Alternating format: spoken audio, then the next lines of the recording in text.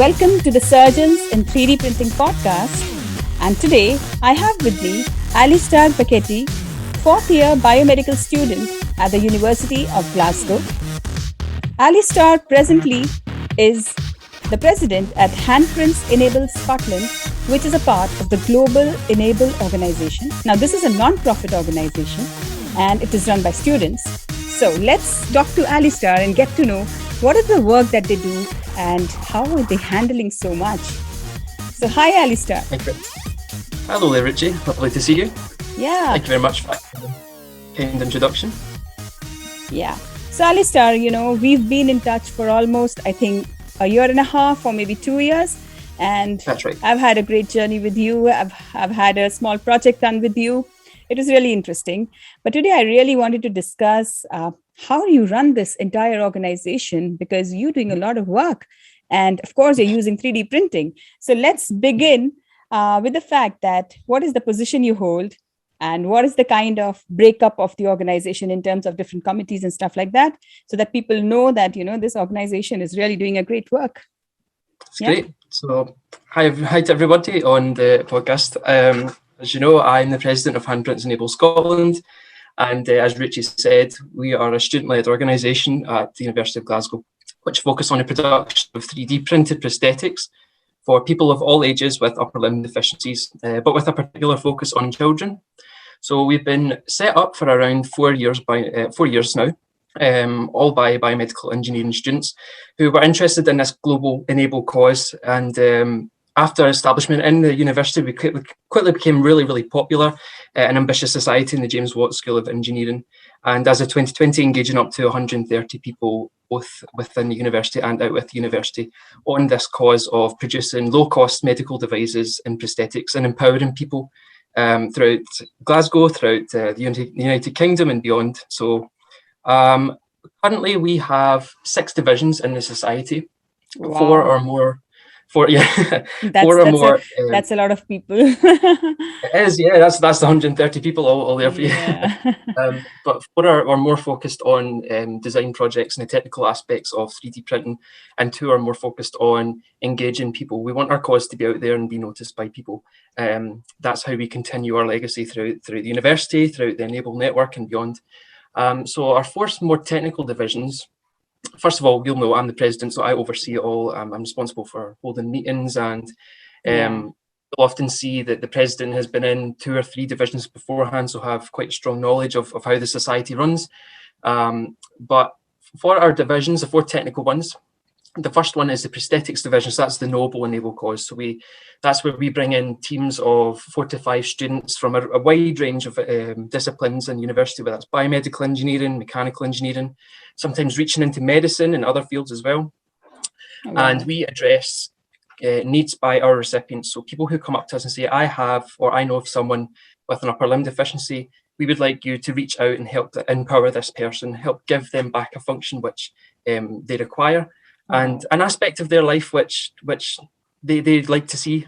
Yeah. And it's a really nice feeling being able to look someone in the eye and hand a prosthetic over to them and provide that to them. So our prosthetics teams focus on that. Right now we have 2 recipient projects happening. It normally ticks over throughout the year, which is a really nice cause to do, particularly throughout the pandemic and things like that.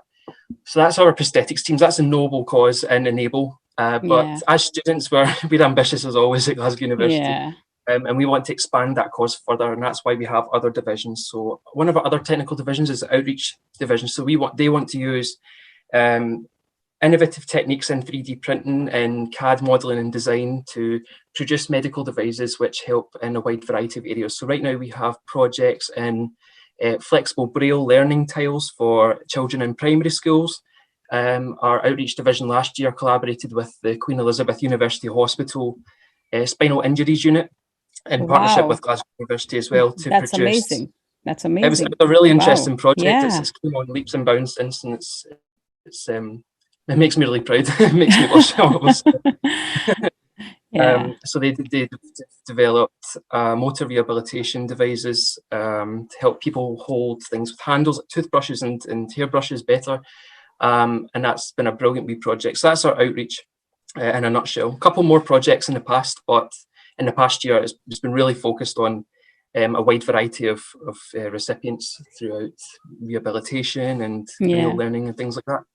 We then have our technicians division, which people like to say it's my wee baby from the past couple of years. The technicians we like to think of as being the backbone of the society. Oh yes, yeah. And I think I when I met you for the first time, I think you were leading the division, and so I mean, it was interesting. So I had the great privilege of transferring the 3D printing technician role, which was just a solitary role in the society, to a shared role and create a new division called the technicians in the past year, which was really needed because previously or before the pandemic, all of our 3D printers were centred in one room in the university, but we had to spread that role out so we could continue our 3D printing effort remotely. It was really good to rely on committee members to do that 3D printing, but coming into that role last year, I wanted to spread that experience about and help people engage in the cause and enable it at the same time, gain some really interesting skills in 3D printing and hand assembly. So that's the technicians team in a nutshell. Really, really good cause, really good fun. I've met so many interesting people and technicians, and one of my good friends from the team last year is leading it this year, who I think will do an absolutely brilliant job. So our last division, which is more technical, is the myoelectrics division, which is very, very up and coming in the field of prosthetics. So obviously that focuses on the control of an arm through neural signals in our patient's residual limb.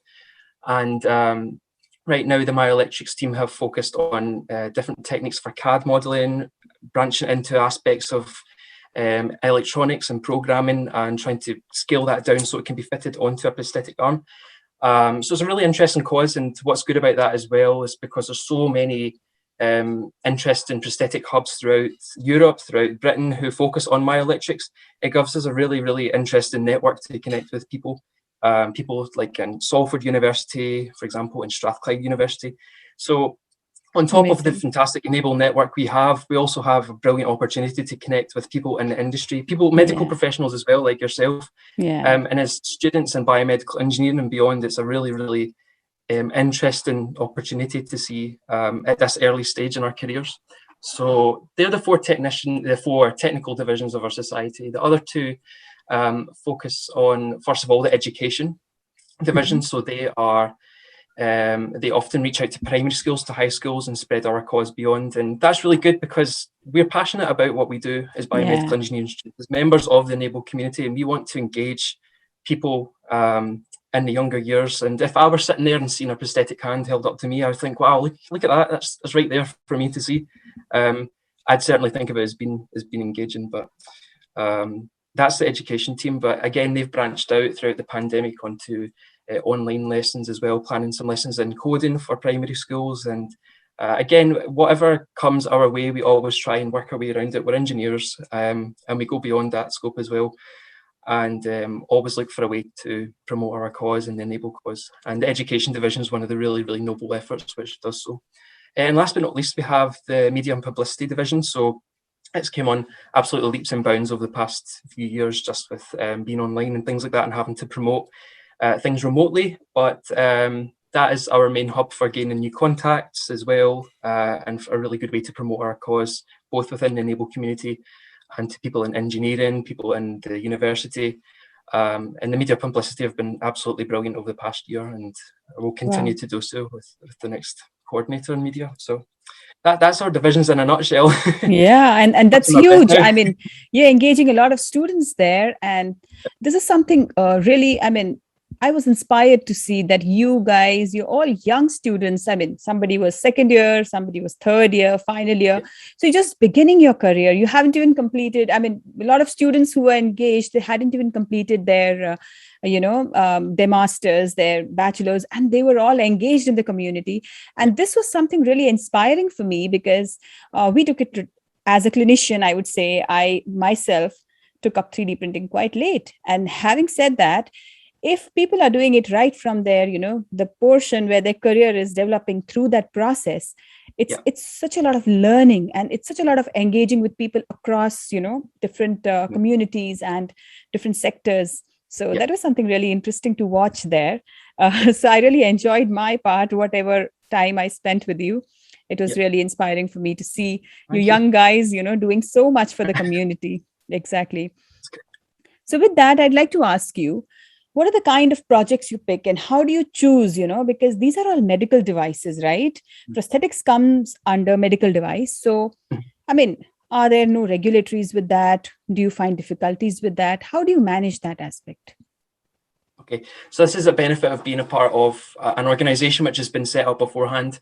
So it was actually set up by a good friend of ours, John Schule, in America, and some of his colleagues who've had fantastic experience in the medical fields, as well as a group of engineers who have developed the prosthetics. So with it being all open source, we have access to these medically approved prosthetics, as do all the other hubs across the world. But when it comes to medical devices, that's when it's a little more down to us, a little more self-driven. And that's why we love to get in touch with people like yourself in the medical profession, people in, for example, the spinal injuries unit in the Queen Elizabeth Hospital. That way we have an insight into the standards in medical device production, but at the same time combine that with our skills in CAD modelling and 3D printing, and our knowledge of, for example, different filament types for the appropriate medical device production, so that we can produce a device which not only restores function or helps someone in any aspect of life, but at the same time is safe for them to use. Yeah. So it's a balance there. With the enable aspect, we have the regulations there and the discretion with that. But when it comes to our own projects, that's when we have to often look out for help. But at the same time, engages us so much with so many interesting people in engineering and beyond. Yeah. I'm wondering, how do you find time with, your regular work? I mean, you're in the fourth year of your medical, biomedical engineering, and that's not like a cakewalk. I understand that. Yeah. And with that, how do you manage to find this time? This is amazing. And not only you, but your 126 students. I mean, how is everybody managing their time? This is just amazing. So my next question to you is that, how do you decide to put in which students onto which department? Is it their own discretion of choosing one department, or is it you as, different heads of different committees? So how do you do that? Yep. So as I described the divisions there, each division is led by a single person who is elected at the beginning or the end of every academic session. So normally April, May time. But what we do is we normally continue efforts throughout the summer. If we're keen to establish some more projects, particularly in the recipients division or the prosthetics division.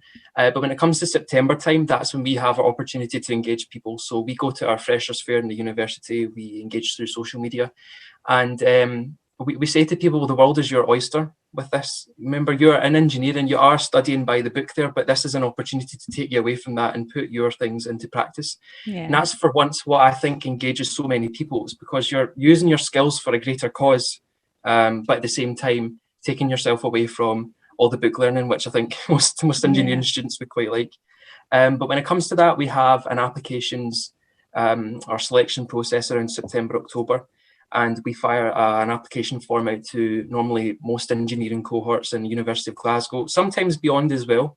And what's amazing that each year we just see the numbers of division applications creeping up. So I think last year it was 67 people from university, which is phenomenal, and across a lot of different disciplines, whether that's engineering or medicine and beyond. And we normally have quite a big general member cohort, so people that generally just like to engage in seeing what we do in the background, people who maybe want to break into the cause in the year after they become a general member. But the division member applications are the people who we look for, who are passionate about the cause, who really want to help some people who are in need of a prosthetic device or beyond. And that's an opportunity for people to show what they represent and what they want to do with us. And that's ultimately how we source our talent. But there are occasions where we are approached by people who are looking for projects, who are midway through their year and really want to engage with us. And that's equally brilliant, because it's an example of us engaging with people in our community in engineering. And but in terms of applications, normally every September, and look out for our social media posts for external member applications and member applications. Well, with what you said, I think what took me back was that it is for students doing something which is, using your skills for something which is higher than what you're doing. So, I mean, I love that, because I think in your life, in each one should do something which is more than what you're really capable of. And that's how you can do it, through community efforts, through collaborations and stuff like that. Well, that was amazing. Next, I'd like to ask you that how do you engage with people who are not students?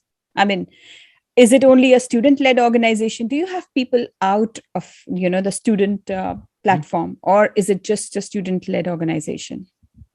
So this is a benefit, as again, of being an e-Nable organisation. We need to remember that even though we're student-led at the University of Glasgow, there could be a hub in, say, France or the Netherlands who are led by actual engineers or people in the medical profession. That is a really good sort of two-way platform there, because we can engage with people in e-Nable, but at the same time, that's how we gain some external contacts. Of course, we get the odd very keen person like yourself wanting to engage in our prosthetics cause, and that's equally great, because I'm 20 years old and I'd never think of engaging with a maxillofacial surgeon or something like that. So normally through the e-Nable network, we gain external contacts, and it's normally around 10% of our full membership is dedicated to external contacts. And it's really nice to see that one vision, that one cause shared amongst people through e-Nable, but it doesn't matter if you're going through your engineering degree just now or whether you're 40 years into your engineering degree. It's just really nice to see people from different backgrounds, different places of the globe coming together for that one cause. Yeah, that's amazing.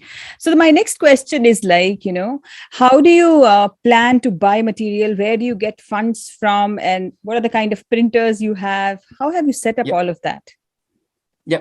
So it's gradually grown over the past 3 or 4 years. We normally find each year we do happen to gain another printer, often by donation. As we said at the beginning, it's entirely non-profit, so we don't expect any money from our recipients or from our end users whatsoever. So we rely on fundraising through charitable efforts. So I believe one of our previous members done a short marathon. We done a walking challenge with a fellow University of Glasgow society throughout the pandemic and within COVID regulations. So we are flexible with it, but we really enjoy doing charitable causes because, again, it's another opportunity for us to get our cause out there to not only the engineering community, but to the public, and a really, really good way to keep fit or just take ourselves away from studies. But on top of that, we love to enter our projects, our completed projects, into design competitions, often ones which have cash prizes at the end. And again, it's another really, really interesting way to showcase our work. So one of the competitions which we've absolutely loved entering, and myself in particular, has been the Design Sparks competition, which I entered in 2020. And there was prizes of up to £500 after that. And just another really good way to engage with students all over the UK and beyond. So it's mainly through our own fundraising, through member donations at times. Often it's graduates or sometimes our current members which give us donations. But the really, really great thing is being able to showcase our work at the same time, compete with other people and potentially gain some fundraising through that as well. Wow. Yeah, that's amazing, because, you do need funds to kind of buy some stuff, and then only can you make things for people who really need them. So when you are giving a hand to somebody, as that's the main cause, the prosthetic hand, is this person giving some kind of, in return, is this person paying? Or if this person is paying for the material or something, or absolutely free? Absolutely free. So the only thing that we require from our recipients in prosthetics is a series of pictures of different angles of their hand. That way we can place those pictures on a scaling software and take a model or a general model of an e-Nable prosthetic hand and scale that accordingly. So we ask for no funds whatsoever. The only other thing we do ask for is their favourite colour. So we can print their prosthetic in that colour or a particular design. We want to actually expand some of our CAD modelling into, say, the palms or the finger grips, which not only increase the function of them or improve the grip function, but at the same time have designs which are personalised to the recipient. So we expect nothing from the recipient in terms of money, only their personal opinion for colour and a couple of photos of their hand. Wow. So one personal question. Could you share any one of your favourite success story of giving a hand to somebody? Okay.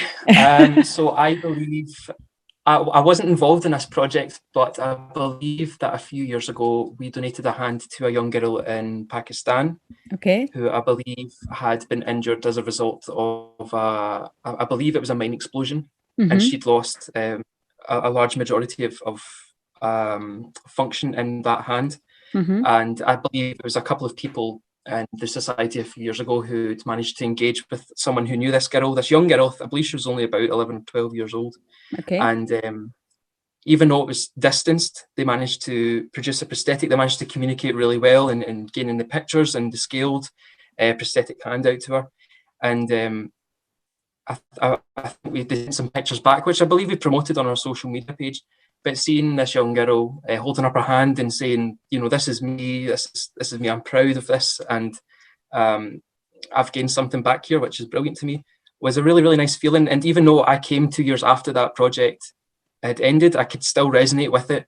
And being in a recipient team to this date, you still get that same really, really nice feeling, regardless of how the recipient's upper limb deficiency has affected them. It still gives you the same feeling of giving something back to them. Yeah. And being able to look them in the eye and do that is such a nice feeling.